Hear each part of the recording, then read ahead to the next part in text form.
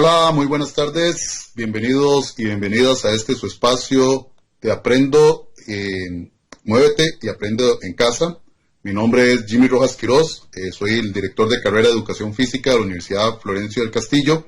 Y bueno, esta tarde tenemos la oportunidad de venir a compartir de un momento agradable con cada uno de ustedes, precisamente de una información que queremos compartirles en este momento. Entonces, voy a compartirles por acá de la presentación que tenemos preparado para esta tarde. Bueno, hoy tenemos un tema realmente muy interesante, como es actividad física, nuevos desafíos para una mejor salud. De parte de la Universidad Florencio del Castillo queremos dar un agradecimiento especial a la Municipalidad de Cartago por la invitación de poder estar aquí presentes y de compartir de esta información adecuada y realmente importante para poder analizar. También todo el movimiento de Neurophysical Education, que viene también a fortalecer gran parte de los conocimientos que venimos a compartir en esta tarde. Bueno, como venimos a hablar de actividad física, nuevos desafíos para una mejor salud, iniciemos con algo básico, como es en este caso conocer el concepto de qué es actividad física. Y bueno, para ello vamos a utilizar la definición que nos brinda el Colegio Americano de Medicina del Deporte, que nos dice que la actividad física es cualquier movimiento corporal que se produce por la contracción de los músculos esqueléticos y que produce aumentos sustanciales en el consumo de energía del cuerpo con respecto a estar en reposo. Bueno, partamos en primera instancia que es un cuerpo en estado de reposo. Y se lo resumo de esta forma. Cuando nosotros estamos al menos 5 minutos sentaditos y sentaditas y no estamos haciendo nada, bueno, nuestro cuerpo ingresa a un estado básico de funcionamiento con el menor gasto de energía y a partir de ahí empezamos a estar ya en estado de reposo. Cuando rompemos ese estado de reposo, o sea, cuando nuestros músculos se empiezan a mover, cuando empiezan a contraerse, cuando empiezan a funcionar de una forma interesante, bueno, empezamos a incrementar el gasto energético, empezamos a movernos, empezamos a realizar actividad física. Basados en este concepto de actividad física, entonces, ¿qué es actividad física? Ya con ejemplos muy claros. Bueno, ahí sí, actividad física es ir a lavar el carro, ¿verdad? Estamos lavando el carro, estamos contrayendo los músculos, estamos rompiendo ese estado de reposo. Sacar a pasear las mascotas de la casa, eso es parte de la actividad física.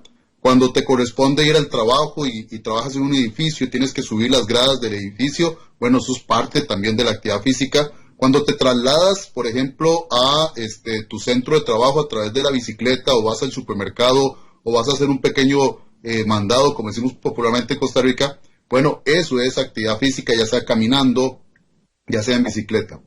Que es diferente, ojo, y nótese, porque lo vamos a hablar un poquito más adelante en esta tarde, que no estoy diciendo ejercicio. O sea, actividad física no necesariamente es ejercicio. Esto hago la salvedad porque tradicionalmente en muchos sitios o en muchas personas, muchos medios de comunicación, se toma como un sinónimo, actividad física y ejercicio. Y en realidad es parte uno del otro, pero no es lo mismo. Hay una diferencia sustancial que vamos a analizar en esta tarde. ¿Qué es lo que ha pasado, por ejemplo, ahora con lo que es la actividad física y especialmente cuál es nuestra realidad social? Bueno, vamos a algunos ejemplos aquí interesantes. Por ejemplo, es muy típico ahora si vamos a ciertos centros o ciertas instituciones o centros de moles, que están las famosas gradas eléctricas. Y a la par de las gradas eléctricas, por una cuestión de ingeniería, están las gradas normales, las donde usted tiene que caminar. Bueno, y esto es muy típico, ver esta fila de personas esperando su turno para poder subirse a la grada eléctrica, donde es el mínimo esfuerzo, y evidentemente donde tenemos las gradas normales, por decirlo de una forma, ahí es menor la cantidad de personas. Veamos otro ejemplo de lo que está pasando en la sociedad actual y lo que nos está pasando acá en Cartago, por ejemplo. Acabamos de decir que actividad física es andar en bicicleta y ya sabemos de antemano todos los beneficios que tenemos en andar en bicicleta. Pero si usted se va a dar una vuelta por Cartago Centro y empieza a saber qué es lo que está pasando, bueno, ahora tenemos esto, bicicletas con motor, ¿verdad? Ahora toda la gente anda con bicicletas con motor, que no está mal porque permite una movilidad de las personas de un espacio a otro de una forma más pronta, pero si lo vemos desde un punto de vista de movimiento, de salud, de actividad física, bueno, estamos entrando a un facilitismo, en el cual estamos disminuyendo lo que es la actividad física de las personas. Y si le sumamos todo lo que conlleva las tecnologías móviles, que aquí es donde yo a veces me cuestiono, bueno, móviles en qué sentido, porque si lo vemos, tradicionalmente el que se mueve es la tecnología, no nosotros, no la persona que lo usa. Y tradicionalmente estas tecnologías lo que están haciendo, en vez de ser tecnologías móviles, como lo dice el nombre en sí mismo, realmente lo que hace es sentarnos, es dejarnos inactivos. Bueno, y todo esto tiene un precio, lastimosamente a nivel social y a nivel de salud pública, tiene un precio sumamente importante. Y por ejemplo, en Costa Rica, en este momento, según los últimos informes de la Organización Mundial de la Salud, tenemos casi el 50% de nuestra población es sedentaria. O sea, más de la mitad de la población costarricense no realiza la actividad física necesaria precisamente para mantenerse saludable. Con este informe, este último informe que había dado la OMS, Costa Rica se ubicaba como el 6º país más sedentario del planeta. Imaginemos, o sea, esto es algo realmente preocupante porque precisamente nos ubica en una posición de unos estándares internacionales de los cuales no deberíamos de estar absolutamente nada orgullosos. Y claro, cuando hablamos de que no estamos cumpliendo la actividad física necesaria, esto hay que entender que no estamos realizando como ciudadanos los 150 minutos de actividad física moderada más los 75 minutos de actividad física vigorosa, que es lo que nos recomiendan las grandes organizaciones internacionales como el Colegio Americano de Medicina del Deporte, como lo es la Organización Mundial de la Salud, la Organización Panamericana para la Salud e incluso el Colegio Europeo del Deporte, que nos hablan de esta cantidad mínima de actividad física. O bien la suma, la combinación de ambos, en este caso 100 minutos a la semana, de tanto actividad física moderada como actividad física vigorosa. Ahora, hay una teoría de la Universidad Estatal de Arizona en Estados Unidos que nos habla de, bueno, y para estar físicamente activos, ¿cuántos pasos o cuánto debería yo de caminar al día? Bueno, en este caso, según esta teoría de la Universidad Estatal de Arizona, si nosotros estamos realizando menos de 5,000 pasos diarios, somos unas personas totalmente sedentarias. Y vean qué interesante, yo estoy completamente seguro que muchas personas que tal vez nos están viendo y van a ver esta ponencia más adelante también, posiblemente están ahí, dentro de ese rango, menos de 5,000 pasos. Imaginemos, personas que trabajan en una oficina todo el día, personas que están como transportistas, por ejemplo, ya sea en autobús o en taxi, gente que pasa sentada en su vehículo todo el día, por ejemplo, son personas que no alcanzan ni siquiera los 5,000 pasos al día. Según esta teoría, si ustedes realizan entre 5,000 a 7,500 pasos al día, bueno, usted es una persona poco activa incluso. Entre 7,500 y 9,000 o 10,000 es mediantemente activo. Y aquí la meta, según este estudio, es que al menos lleguemos a desarrollar 10,000 pasos al día. 10,000 pasos al día. Y si hacemos más de 10,000, 12,500, bueno, somos una persona físicamente activa y estamos en un rango adecuado. ¿Cómo se hace para medir esto? Se preguntarán ustedes. ¿Cómo hago? ¿Voy a tener que pasar contando mis pasos todo el día? Bueno, sería un poco complejo. Bueno, en su momento, a nivel científico, se utilizaron unos aparatitos pequeñitos que se llamaban podómetros. Estos podómetros permiten la cuantificación de la cantidad de pasos que hace una persona al día. Sin embargo, ahora sí, utilicemos la tecnología. En los smartphones, ¿verdad? Lo que son la tecnología de estos teléfonos inteligentes, ya muchos de estos teléfonos traen incluido un podómetro o un sensor de movimiento en el cual ellos van a registrar la cantidad de pasos que usted hace al día. Ahora, si no lo tiene, porque la mayoría de los teléfonos lo tiene, pero si no lo tuviese, bueno, hay aplicaciones que usted puede buscar y que puede buscarlo así como podómetro o cuentapasos, y bueno, podría descargarlo en su celular e ir midiendo cuántos pasos está realizando al día. Hay relojes, y hay relojes o pulseras de relojes, o hay monitores cardíacos que también te permiten esa medición de lo que son los pasos que podrías estar generando al día. ¿Cuál sería un primer gran objetivo? Bueno, en primero, diagnosticar. Si ya usted logró utilizar una aplicación de un cuentapasos o un podómetro y te das cuenta que en un día normal de tu trabajo, entre semana, estás desarrollando menos de 5,000 pasos al día, bueno, es para empezar a encender luces de emergencia para decir, algo está pasando. Aquí tengo que empezar a mejorar mi nivel de actividad física. Tengo que empezar a ver qué estrategias puedo desarrollar dentro de mi vida diaria precisamente para aumentar la cantidad de pasos. Por ejemplo, hace un tiempo atrás atendía a una persona que por su oficio pasaba mucho tiempo sentado contestando teléfonos, atendiendo público y especialmente en un escritorio. Entonces yo le comentaba, me decía que él no tiene tiempo precisamente para estar haciendo mucho ejercicio, para estar haciendo actividad física, menos para estar caminando. Y yo le consultaba, bueno, ¿el teléfono que tienes en la oficina es inalámbrico o es alámbrico? Y me dice, no, es inalámbrico.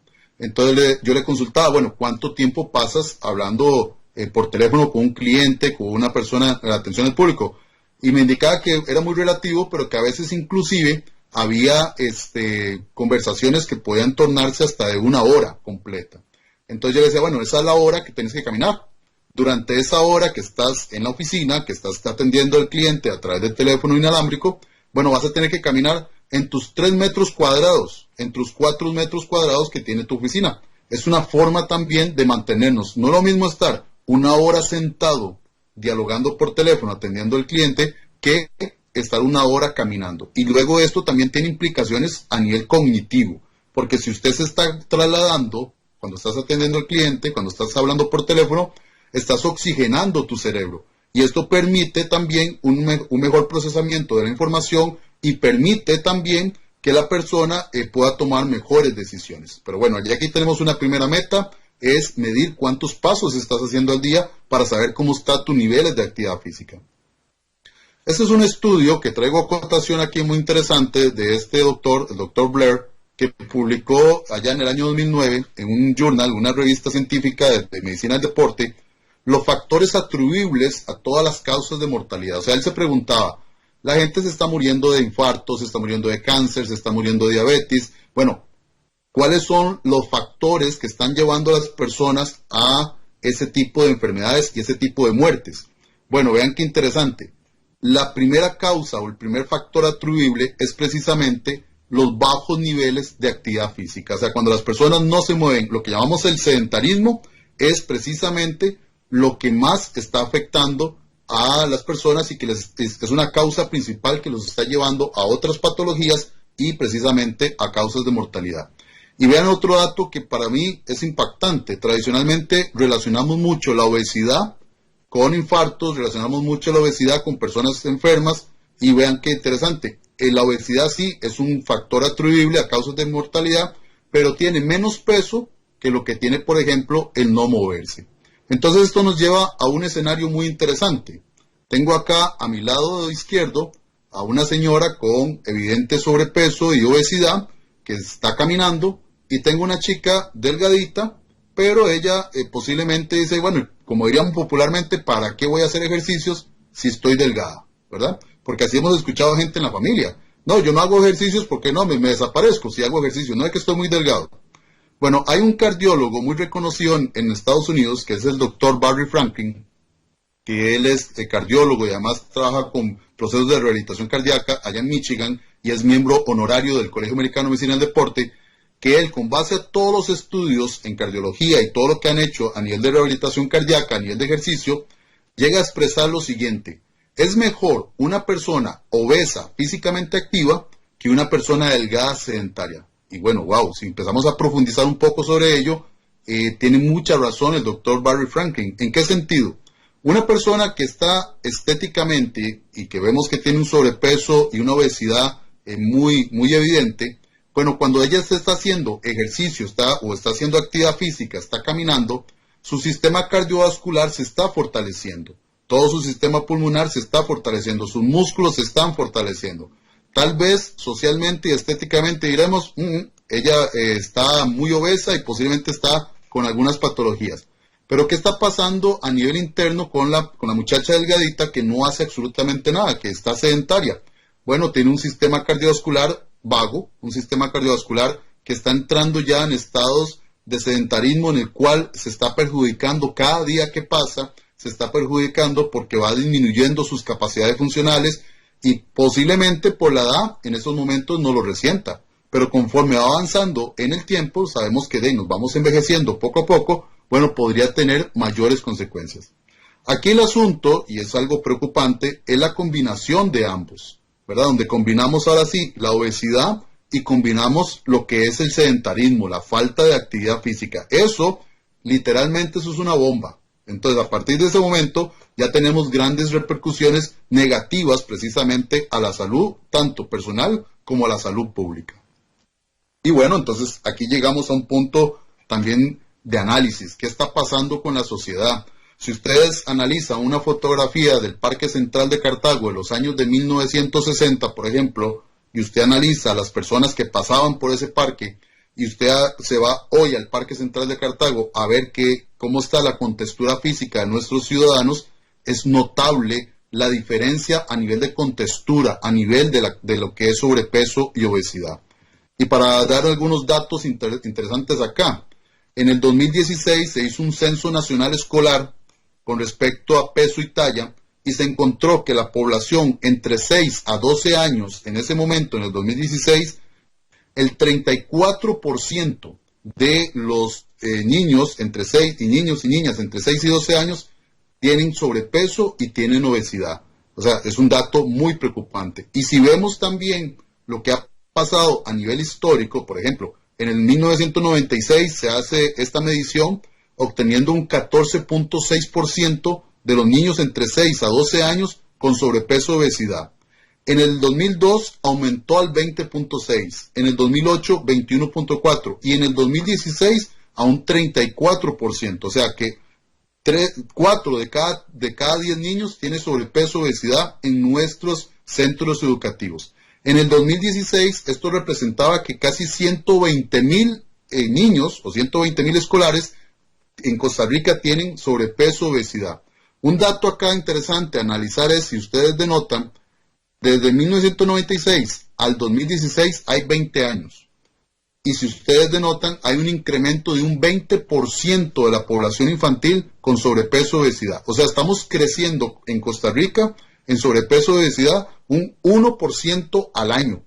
Si esto fue en el 2016 y estamos en el 2022, cuidado no, nos llevamos una buena sorpresa y cuidado, esa es la proyección, que en este momento el 40% de nuestros niños tienen sobrepeso y obesidad. Y si le sumamos 2 años de pandemia, donde disminuimos los niveles de actividad física y donde posiblemente aumentamos los consumos calóricos, bueno, cuidado, no, estamos incrementando aún más. Esto es muy preocupante.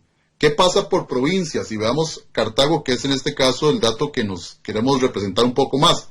35.1% de los niños en Cartago tienen sobrepeso y obesidad. O sea, estamos por encima del promedio nacional. Un 1.1% por encima del promedio nacional. ¿Qué está pasando? Eso es importante, cómo lo podemos trabajar.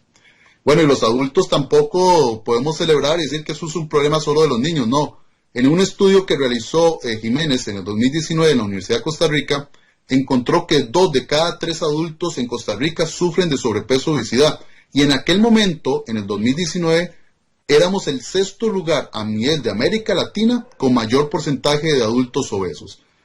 Hay un dato que tengo que confirmar, todavía no lo tengo claro, por eso no lo quise presentar por acá, pero al menos por ahí dentro de las lecturas que he hecho, se habla ya que Costa Rica en este momento es el 2º país latinoamericano con más sobrepeso y obesidad, lo cual no me extrañaría y lo cual sería muy preocupante, pero es la realidad que tenemos en estos momentos.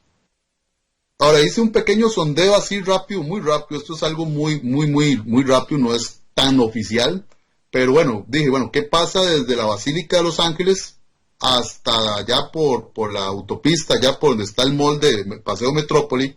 ¿Cuántas opciones de posibilidades de consumo de comida rápida tienen nuestros ciudadanos en un espacio tan limitado? Todos los puntitos rojos que usted ve acá son posibilidades de acceso a comidas rápidas. ¿Cuáles? Estos.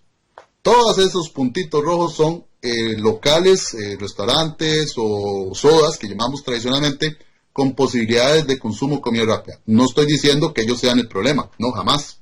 Sino que cómo estamos balanceando la alimentación en nuestra población precisamente para poder, en este caso, no llegar a esos extremos en la parte de obesidad y cuántos niveles de actividad física estamos incrementando en la población para poder equilibrar el consumo de calorías, que en este caso los consumimos en estos centros, con el gasto de kilocalorías. Pero bueno, esto no es un problema único de Cartago, no es un problema único de Costa Rica, y aquí es donde quisiera yo enfatizar también en otros detalles. Por ejemplo, en Houston, Texas, había un problema todavía muchísimo mayor que el nuestro. En el año del 2007, el 46% de la población infantil tenía sobrepeso o obesidad. Si nosotros nos devolviéramos unas cuantas diapositivas y vemos el dato de Costa Rica en el 2007, nosotros apenas teníamos el 21% de la población con sobrepeso o obesidad a nivel infantil. O sea que Houston ya en el 2007 nos duplicaba y un poco más. O sea, un 25% más de población con sobrepeso o obesidad. Un antecedente previo al 2007 en Houston fue que la revista Men's Fitness en el 2005 nombró a Houston como la ciudad más gorda de Estados Unidos. Imagínense qué antecedente más trágico tenía la población de Houston. Bueno, esto también tiene otra repercusión. En el 2007 a Houston le estaba costando en todo lo que son tratamientos y trato en la salud pública 3.3 billones de dólares en lo que es atención a todas las repercusiones negativas que conlleva todos estos problemas de la obesidad y del sobrepeso. Porque aquí hay que entender algo interesante. Una situación es que yo puedo estar en un estado físico, por ejemplo, podemos estar en un estado físico bajo, o como por ejemplo las mujeres que están en un estado de embarazo, que es un estado, y otra cosa es una patología, en este caso una enfermedad. La obesidad es una enfermedad y por ende hay que tratarla también dentro del sistema de salud. Entonces, cuando tienen toda esta plataforma y tienen todo este escenario, bueno, en Houston dicen, hay que solucionarlo. No podemos seguir pensando en que no pasa absolutamente nada. Hay que solucionarlo. ¿Y qué es lo que hacen? Generan un programa muy hermoso que se llama Can Do Houston, Building Healthy Lives, o sea, construyendo vidas saludables. Este Can Do Houston, o sea, puedo hacerlo Houston, además de que el logo está muy llamativo y la frase muy específica, también cada letra de ellos tiene un significado. Can Do Houston es Children and Neighbors Defeat Obesity, o sea, la comunidad ayudando a los niños a derrotar la obesidad.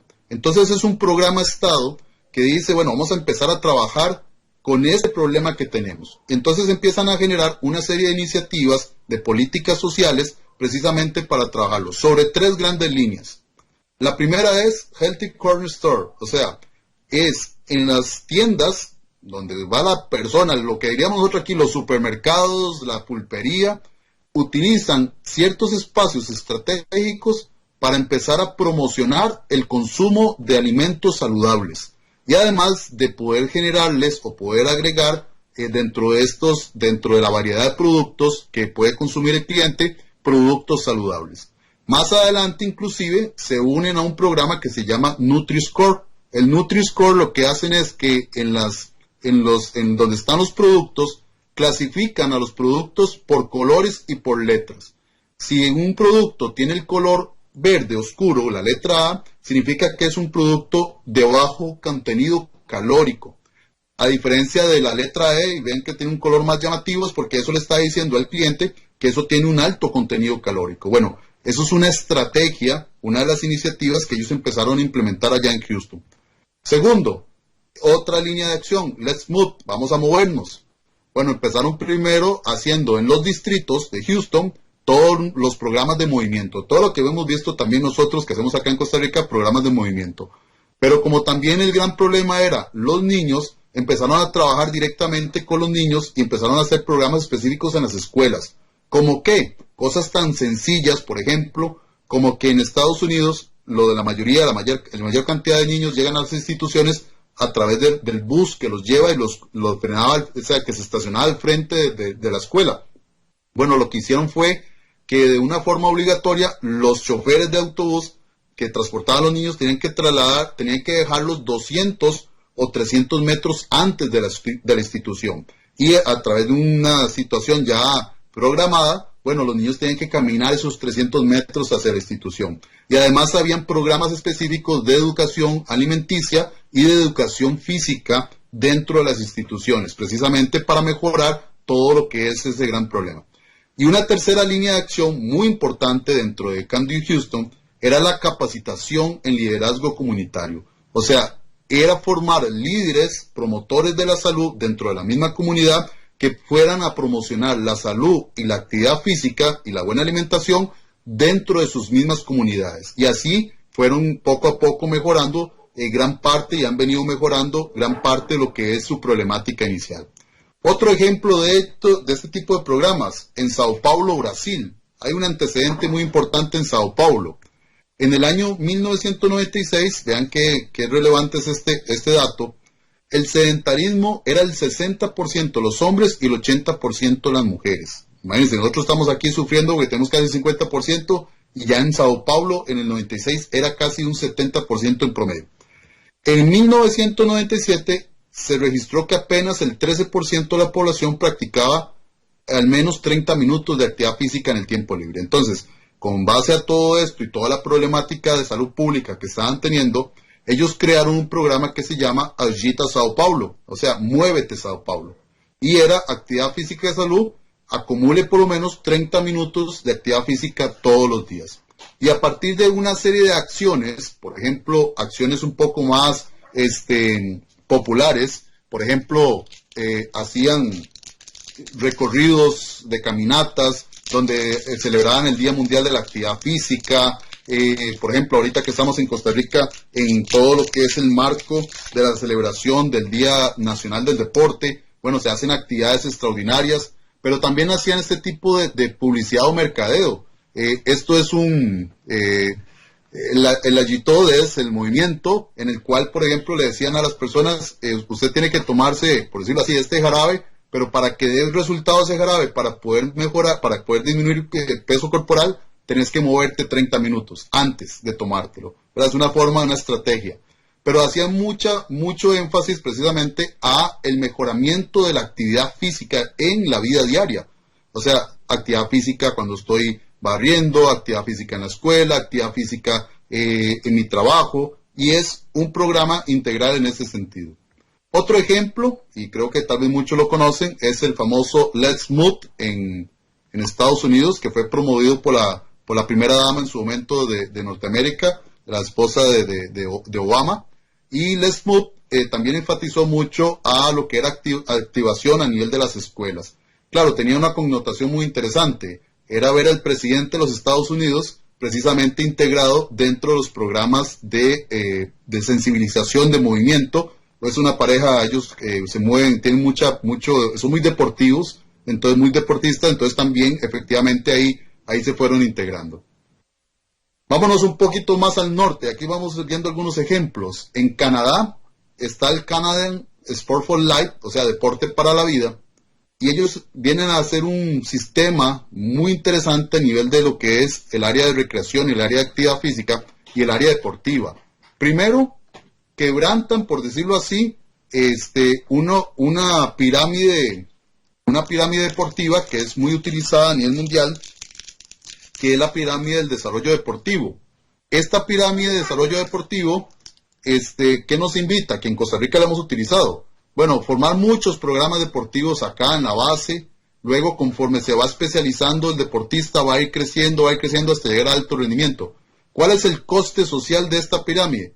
Que una persona que pasa de juegos estudiantiles, hablemos en Costa Rica, juegos estudiantiles, y llega, por ejemplo, a juegos nacionales, y después no pasa a nada más, porque no llegó a ni selecciones nacionales, ni llegó a Juegos Olímpicos, termina desertando del deporte.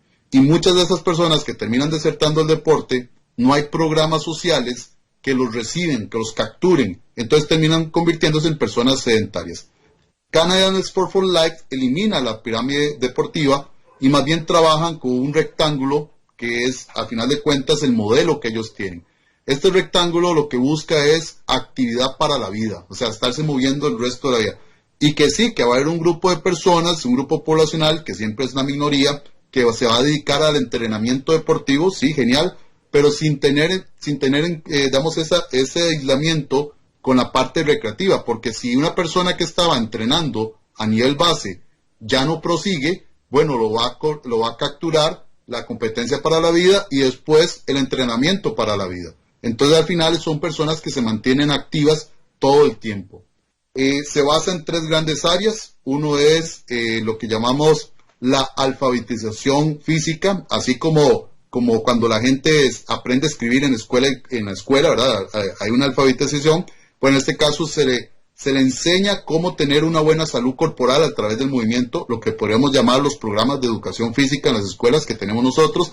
Sin embargo, hay que ser realista. Nuestra educación física está muy limitada y más bien la gente tiene que entender que necesitamos más educación física, más horas reloj, más lecciones, precisamente porque necesitamos generar más cultura hacia el movimiento.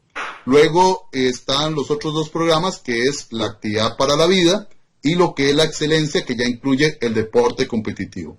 Este programa de Canadá, o sea, el de Canadá, por ejemplo, Deporte para la Vida, encierra 8 grandes áreas de acción. Uno es la actividad física apropiada, también trabaja con la parte cognitiva, la parte del bienestar psicológico, la parte social y otros, como podemos ver aquí, por ejemplo, como la parte nutricional, que la idea es que tengan áreas fortalecidas precisamente para que incluya toda la sociedad, incluso aquellas que tienen condiciones crónicas, patológicas, ya que hay que atender. Ellos hablan mucho de buenos programas, buenos lugares para buenas personas, y ese es el ciclo en el cual este programa se ha desarrollado. Y bueno, ¿qué pasa en Costa Rica? Vamos a hablar un poquito también de lo que está pasando en Costa Rica a nivel de programas de actividad física. Bueno, en el 2015 se lleva a cabo el Congreso Nacional de Deporte y la Recreación.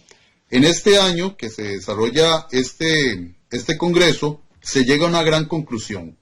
El congreso, que reúne especialistas en el deporte, en la actividad física, las universidades, todos los encargados de la parte del movimiento humano aquí en Costa Rica, llegan a recomendar como una de sus conclusiones que hay que formular una política pública en Costa Rica orientada hacia las personas, el mejoramiento en la calidad de vida para que mejore lo que es, en este caso, el nivel de actividad física nacional. Y basado en esta recomendación es que nace en el año 2020, más bien se publica en el 2020, la Política Nacional de Deporte, la Recreación y la Actividad Física, lo que vamos a llamar el PONADRAF 2020 y 2030, que es del Instituto Costarricense del Deporte y la Recreación y del Ministerio del Deporte.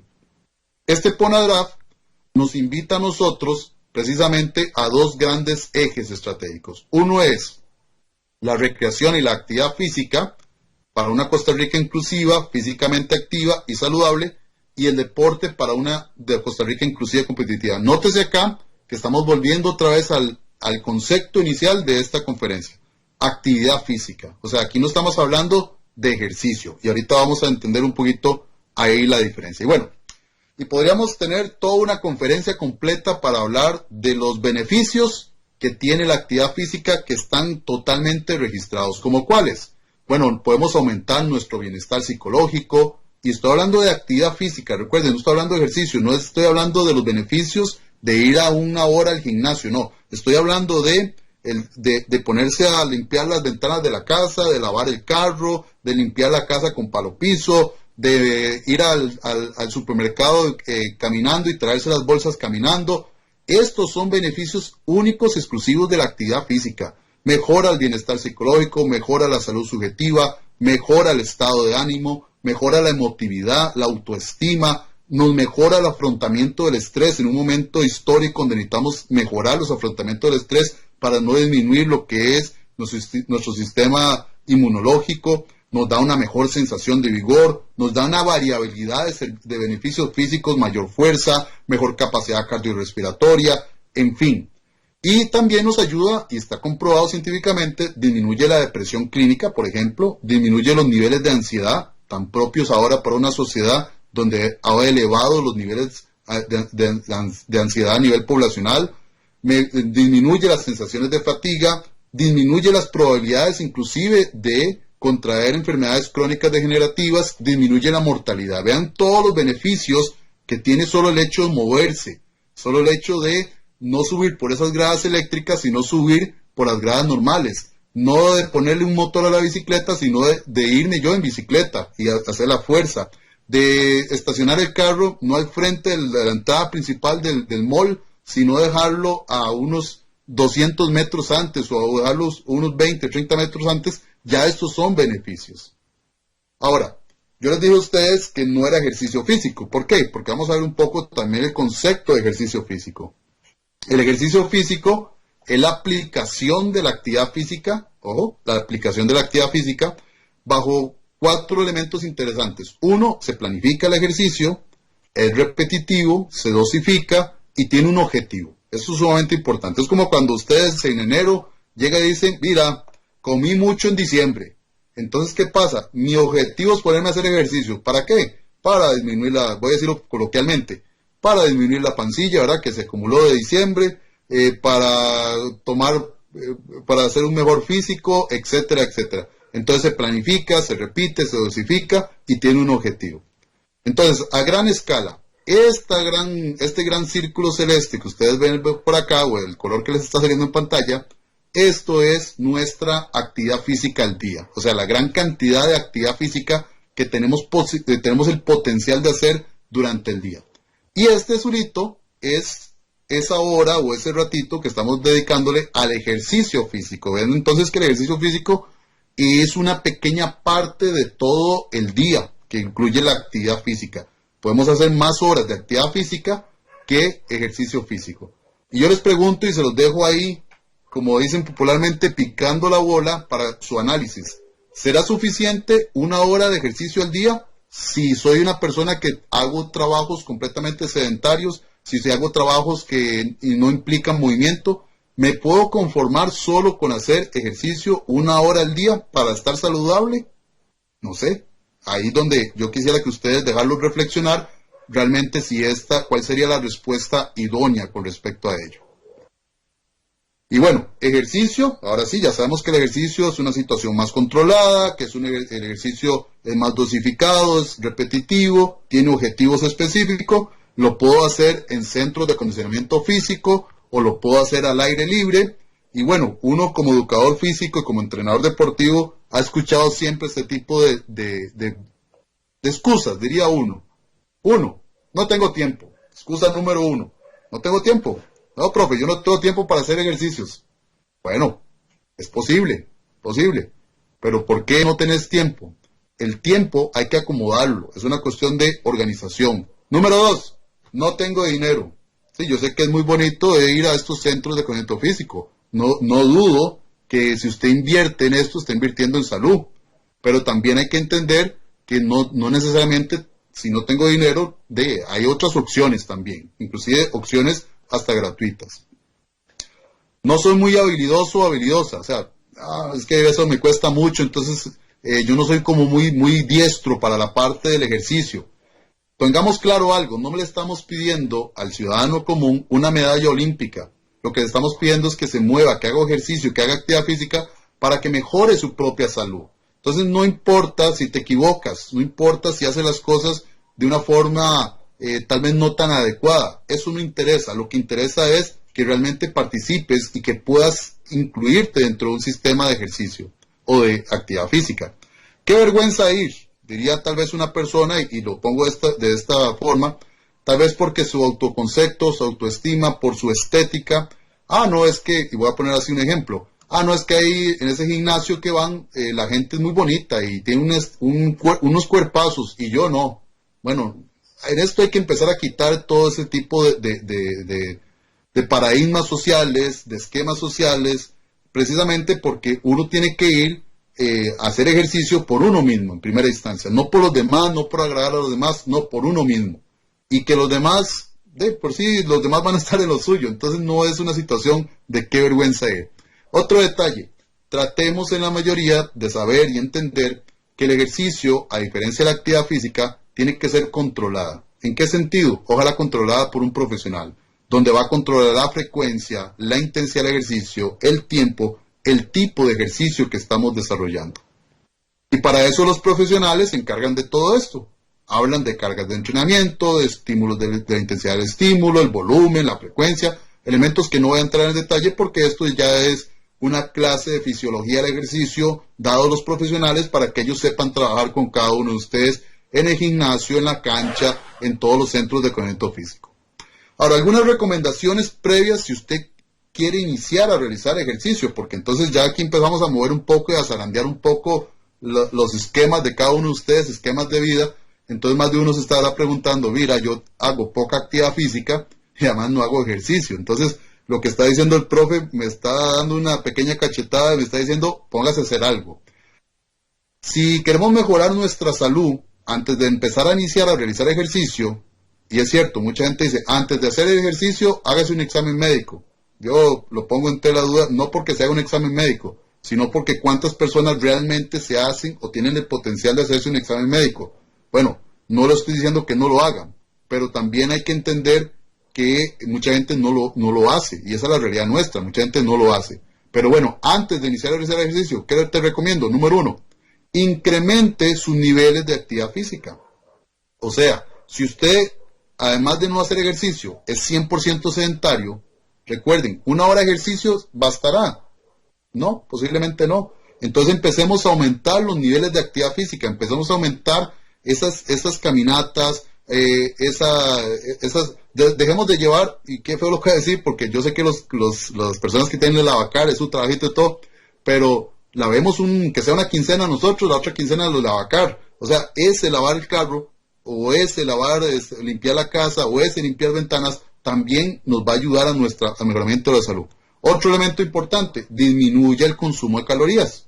O sea, no es que deje de comer. Hay personas que dicen, no, entonces yo dejo de comer.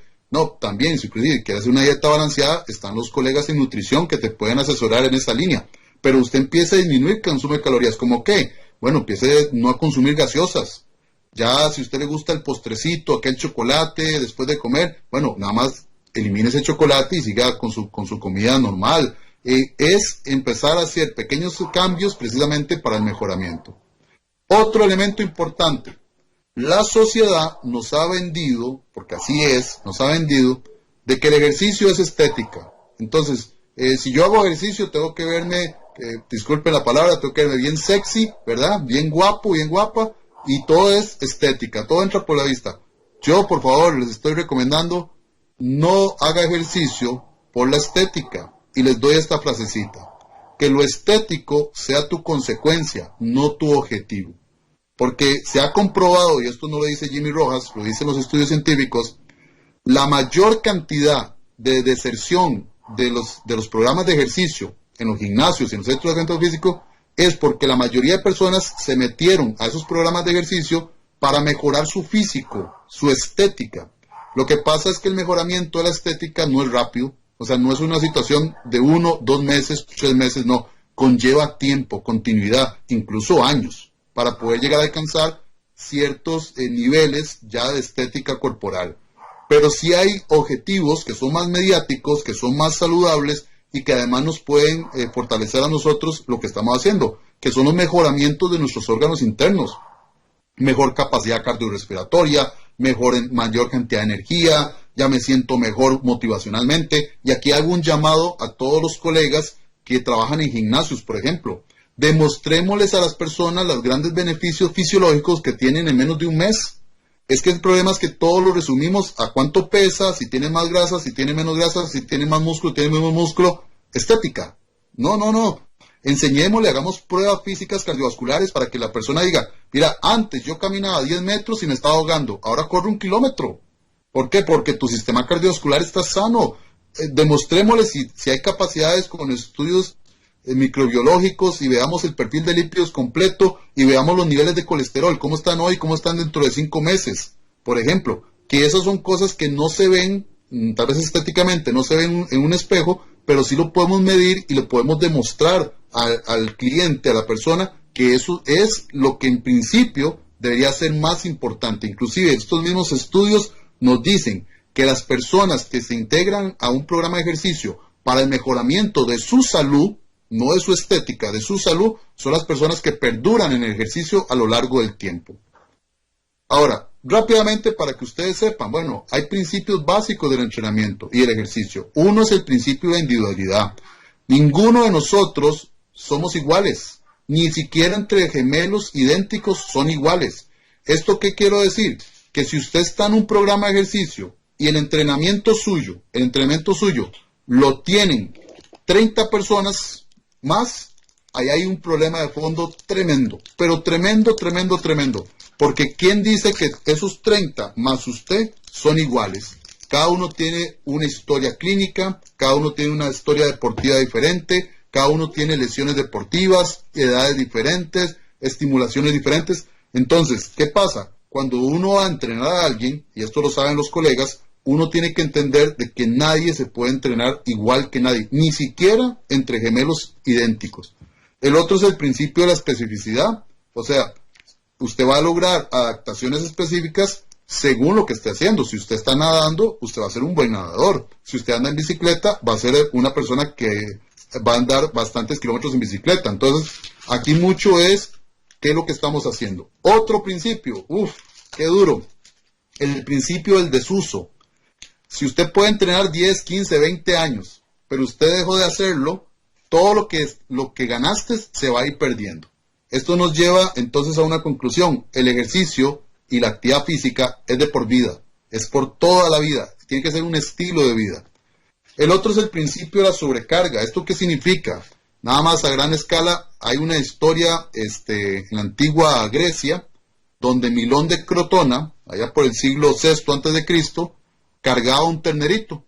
Y cada día lo cargaba, y claro, el ternerito iba creciendo hasta convertirse en un toro. Conforme iba creciendo el ternerito, Milón de Crotona fue incrementando su masa muscular. Esto lo que tenemos que entender es que vamos poco a poco.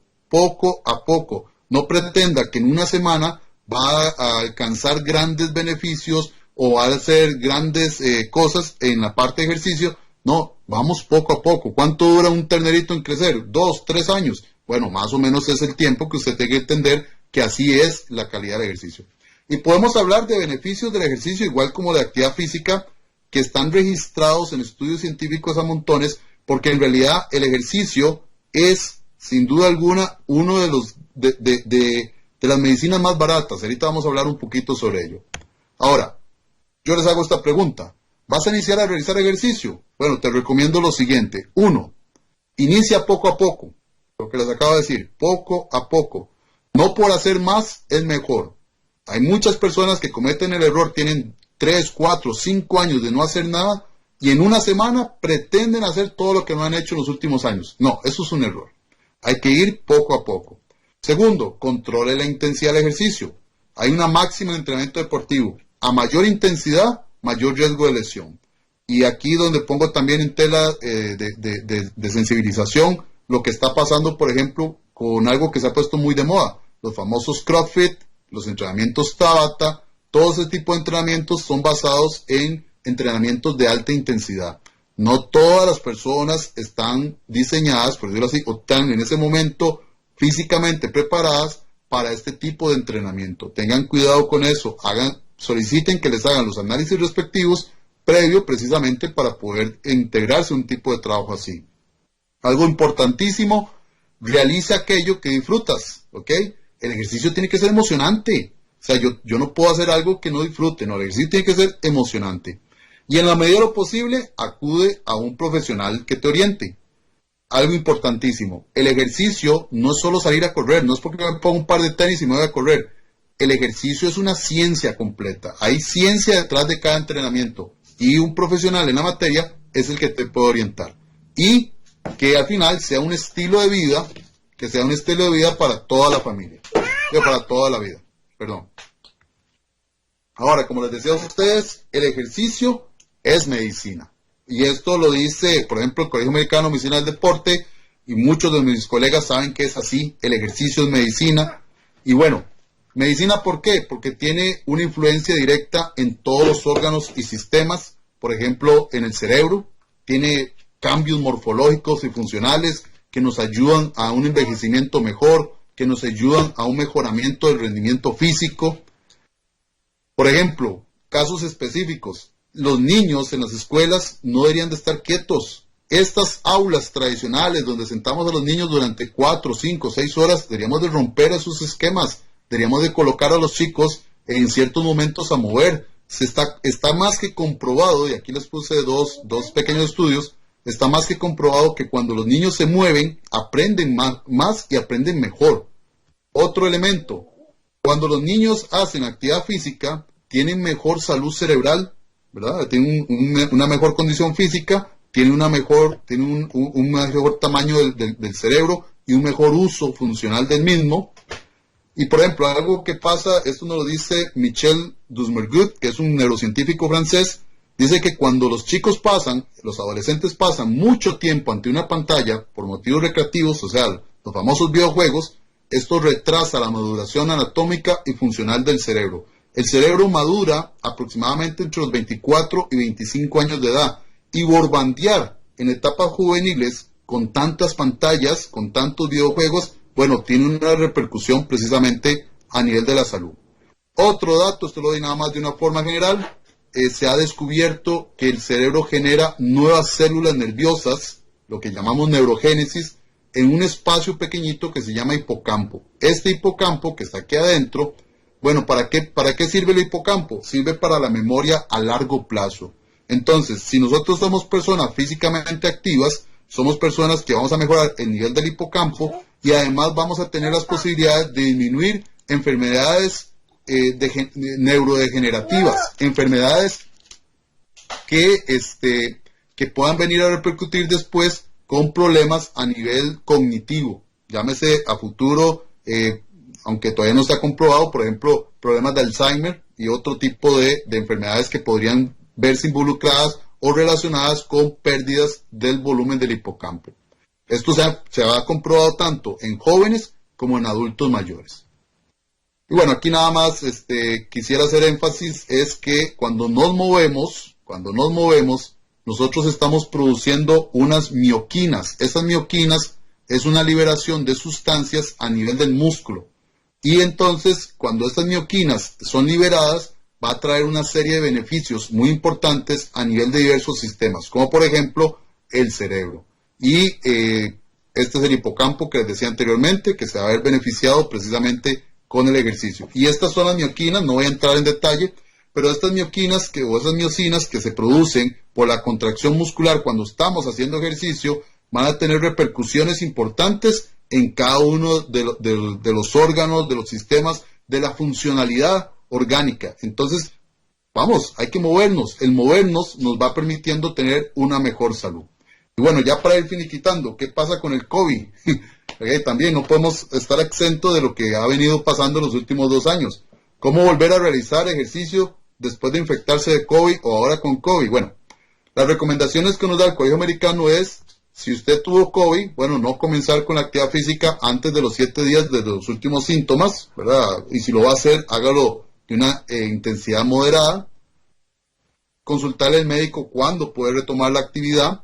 Incluir mucho ejercicio aeróbico. Recuerden que es una enfermedad respiratoria, entonces afecta mucho el sistema cardiovascular.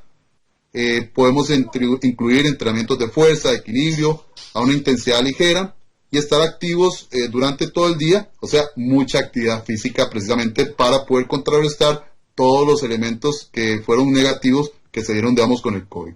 Y bueno, trabajar mucho lo que es la actividad aeróbica, se puede trabajar al aire libre, en casa, la parte de fuerza, es parte de las recomendaciones que hay con respecto al COVID.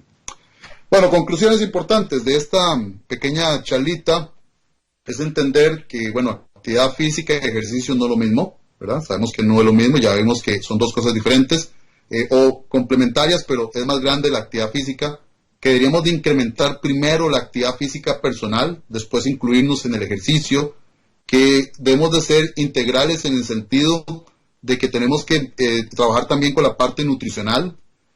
Como país o como cantón deberíamos de establecer políticas públicas precisamente que vengan a favorecer el incremento de la actividad física en todas las edades. Hay otras poblaciones en el planeta que han sufrido inclusive peores números que los de nosotros, pero en este momento nosotros vamos encaminados hacia esos números.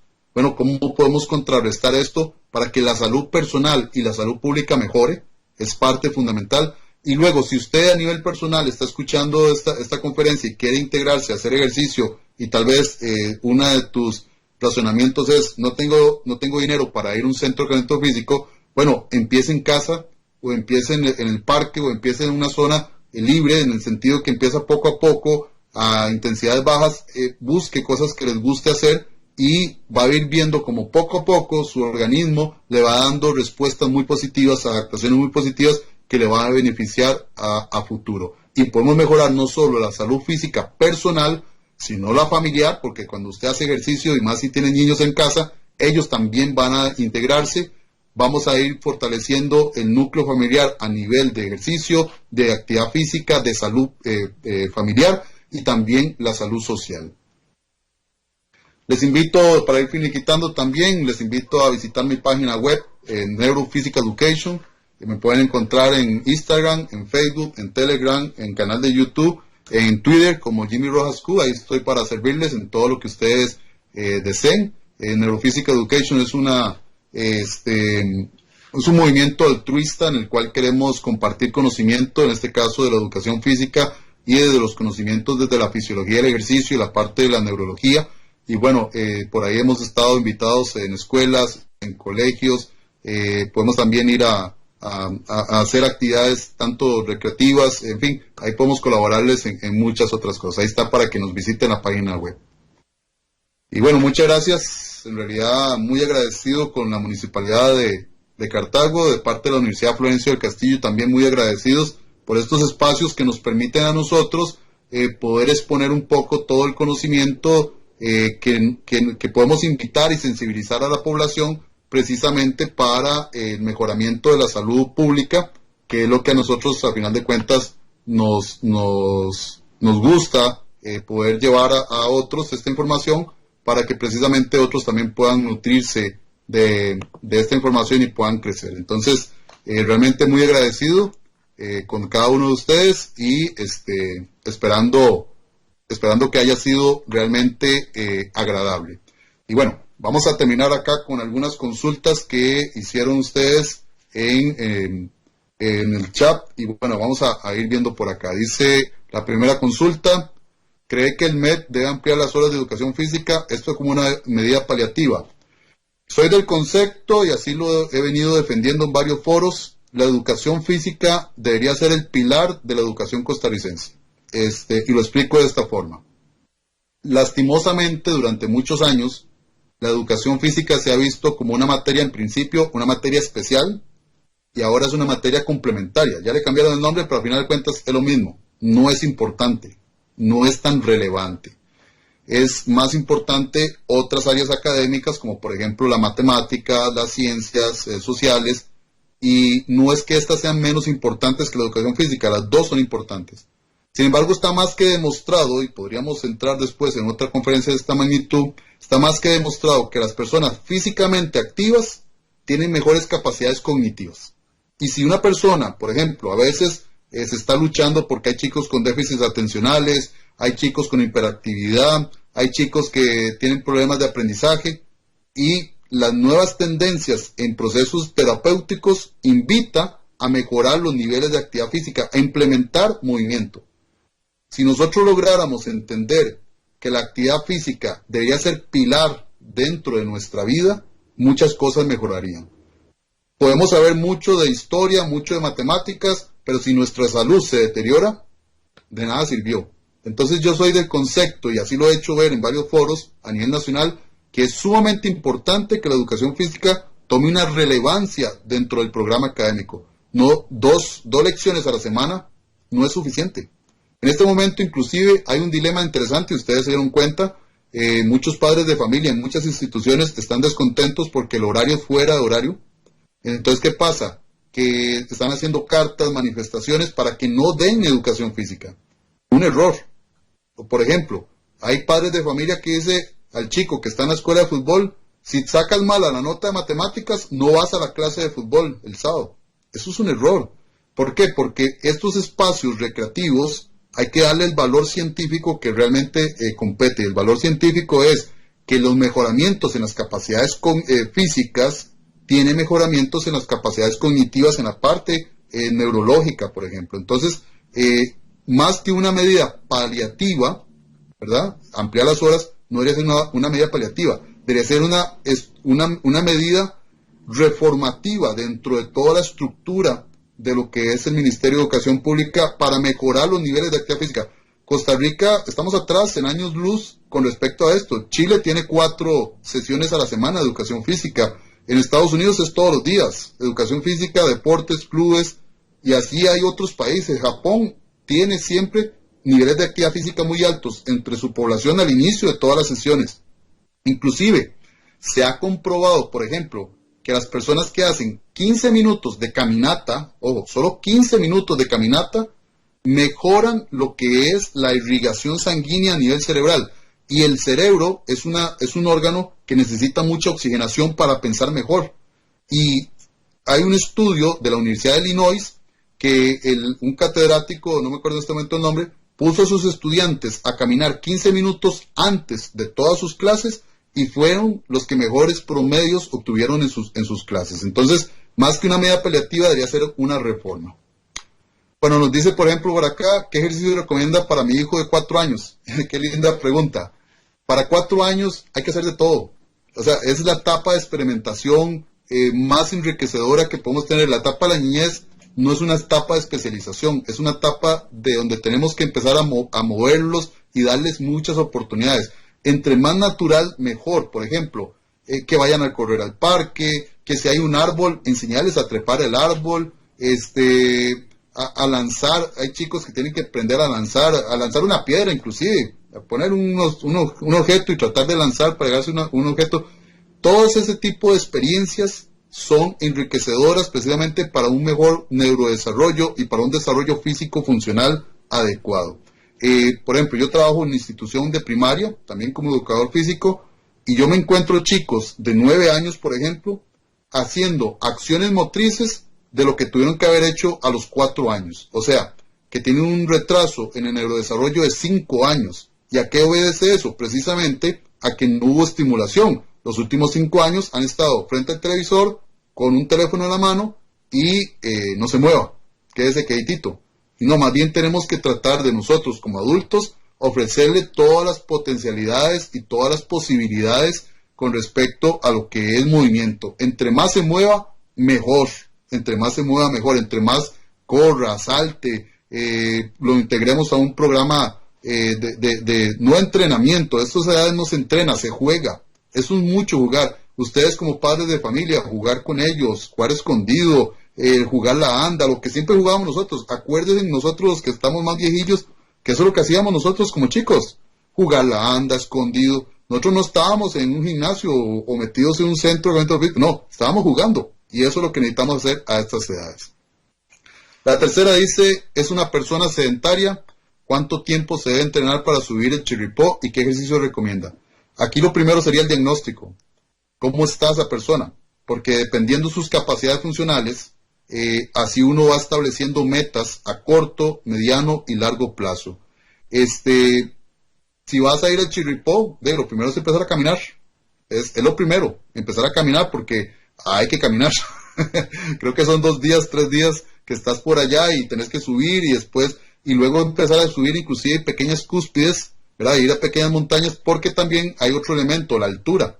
La altura tiene una presión atmosférica muchísimo más baja que la presión atmosférica que vas a tener, por ejemplo, a nivel del mar. Eso significa que hay menos oxigenación, menos presión de oxígeno a nivel de altura. Esto tiene una implicación en el rendimiento físico. Entonces, sí, habría que hacer primero un buen diagnóstico, ¿verdad? Por un profesional que te oriente, que te guíe y que establezca cuál es tu perfil de entrada. Y diga, bueno, a partir de este perfil de entrada hay que mejorar esto y esto y esto y esto. Y dependiendo de lo que haya que mejorar, así va a ser el tiempo. Porque, por ejemplo, si sos una persona que tenés una buena capacidad aeróbica, ¿verdad? Una excelente capacidad aeróbica, esto te va a ayudar muchísimo, por ejemplo, a ir al chirripó. Pero si tiene una pésima capacidad de resistencia a la fuerza, hay que empezar a mejorar la resistencia a la fuerza para unirlo a la capacidad aeróbica y empezar a ir. Pero el ejercicio primario, caminar. Empezar a caminar. Y después, más adelante, ir integrando otros elementos, pero depende del diagnóstico inicial, un buen diagnóstico, y después la orientación que te pueda dar un especialista. Y luego acá tenemos una última pregunta que dice, ¿qué política pública recomienda para Costa Rica y especialmente en Cartago? Bueno, eso también conlleva todo un análisis muy integral, ¿verdad? No se puede, más si estamos hablando de políticas públicas, no se puede determinar tal vez una sola dimensión de trabajo. Como ustedes vieron, por ejemplo, me gusta mucho la Can Do Houston porque es integral, trabaja no solo la parte nutricional, la parte del ejercicio, sino también el voluntariado. Entonces creo que por esas líneas donde se tendría que analizar cuáles son las necesidades primarias, si hablemos específicamente de Cartago, cuáles son las necesidades primarias, y a partir de ahí, haciendo un análisis de con qué recursos contamos reales, no pensemos en si tenemos tantos millones o no, cuántos recursos real tenemos, y empezar a unir fuerzas vivas, articular fuerzas vivas de la comunidad, ¿verdad? Universidades, instituciones públicas, instituciones privadas, y empezar a generar una política pública. Por ejemplo, no me acuerdo exactamente, creo que es en Estados Unidos, hay un programa que se llama Universidades Saludables. ¿Y qué es estas universidades saludables? Que promueven de forma integral que todos sus estudiantes en todas las carreras se integren a un proyecto llamado Universidad Saludable, en sentido de que se les orienta con el tipo de alimentación para que consuman alimentos ricos en las horas de la universidad, el tipo de transporte que utilizan para llegar a la universidad, por ejemplo, se tienen que abrir y habilitar espacios para la bicicleta, por ejemplo, inclusive incluye lo que es movimiento humano antes de las clases, hay clubes deportivos y clubes recreativos, entonces es toda una reforma integral. Sería lindo establecer políticas públicas a nivel cantonal, pero que realmente tengan un objetivo a mediano y largo plazo, no para salir, y disculpe que lo diga así, no para salir en la próxima edición del periódico local. Eso no es factible.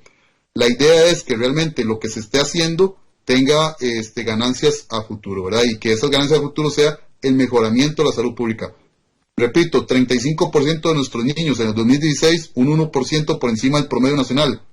¿Por qué tenemos que estar por encima del promedio? Ahora bajemos bastante ese promedio, pero eso es una reforma completamente integral. Bueno, realmente muy agradecido, esperando no haberlos aburrido con toda esta información, esperando haberlos motivado realmente y que puedan ir mejorando desde casa todo lo que es el factor de actividad física, la parte de salud personal y familiar. Y bueno, me despido, Jimmy Rojas Quiroz, para servirles a todos ustedes, y nuevamente muchas gracias a la Municipalidad de Cartago, a todo este programa de Aprendo en Casa y Me Muevo en Casa, y estoy para servirles cuando me necesiten con mucho gusto. Muchas gracias a todos, que pasen bonita tarde. Hasta luego.